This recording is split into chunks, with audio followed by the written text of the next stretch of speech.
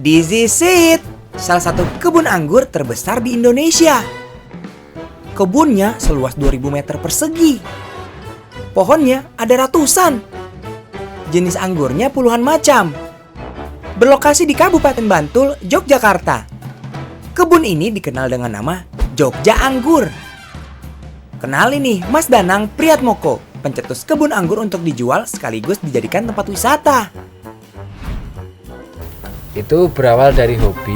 Jadi dulu menanam anggur, pertama satu pohon saya membeli anggur dari teman kolektor. Jadi saya tanam di samping rumah, dan ternyata ketika saya tanam beberapa bulan kemudian anggur itu berbuah sangat lebat. Yap, semua berawal dari hobi menanam anggur di rumah. Menanam anggur di halaman rumah belakangan ini memang sedang booming.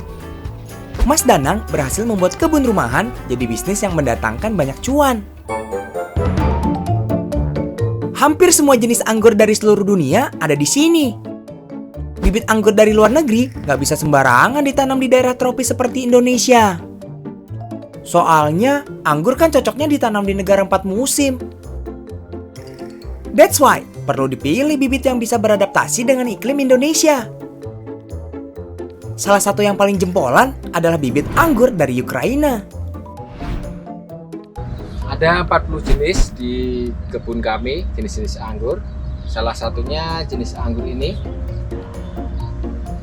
Ini jenis anggur dari Ukraina. Jadi kami tanam jenis anggur dari Ukraina. Kenapa? Karena jenis-jenis anggur dari Ukraina itu banyak macamnya dan ternyata sangat adaptif untuk dibudidayakan di iklim tropis seperti di Indonesia. Jadi ini seperti buahnya.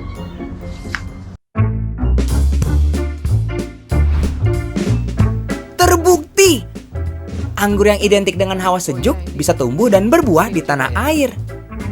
Rasa buahnya nggak kalah dengan anggur impor, manis. Kalau nggak percaya, kita buktikan dengan refrakto atau Brixmeter ini.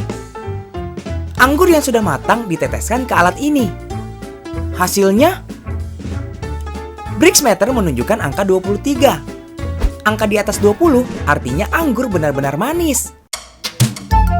Meski berhasil ditanam dan berbuah di Indonesia, tetap ada perbedaan. Bukan dari segi rasa, tapi dari jumlah panen. Di negara 4 musim, 1 hektar kebun anggur rata-rata menghasilkan 20 ton anggur. Sementara di negara tropis cuma separuhnya. Tapi negara tropis lebih unggul karena dalam setahun bisa panen raya sampai 3 kali.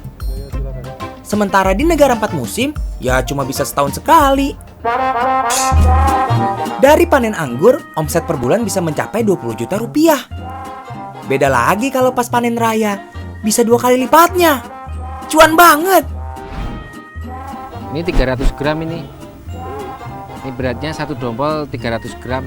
Jadi biasanya dalam satu pohon ketika kami panen itu 1 dompolan yang kecil seperti ini 300 gram. Terus satu pohon biasanya menghasilkan 30 sampai 50 dompol. Selain dari panen anggur, cuan juga didapat dari wisata anggur. Setiap pengunjung harus membayar tiket sebesar Rp10.000. Murah meriah nih untuk menikmati wisata ala-ala Eropa. Lihat-lihat doang? Of course not. Pengunjung bisa panen anggur sendiri. Ya, mirip-mirip wisata petik stroberi di Ciwidey gitu deh. Kalau mau petik anggur, pengunjung harus siapin budget Rp100.000. Pengen nanam anggur di rumah? Bibitnya juga bisa dibeli di sini. Harganya mulai dari Rp150.000 sampai jutaan rupiah, tergantung jenis anggur. Capek berkeliling di kebun anggur? Waktunya ngopi. Kopinya spesial, dibuat dari kopi plus fermentasi anggur. Rasanya beda dari kopi biasanya, ada asam-asamnya gitu. Nah, ini adalah kopi anggur. Ini adalah salah satu olahan dari produk turunan buah anggur, di mana kopi dan anggur disatukan menjadi fermentasi alami dan menjadi sajian minuman yang istimewa. Pengen beli bibit tapi lokasinya jauh dari Jogja? Bibit anggur bisa dibeli via online. Pembelinya bahkan sudah tersebar ke seantero Indonesia. Siapa tahu kan Sobat Unyil terinspirasi jadi petani anggur juga. Biar cuan ngalir terus.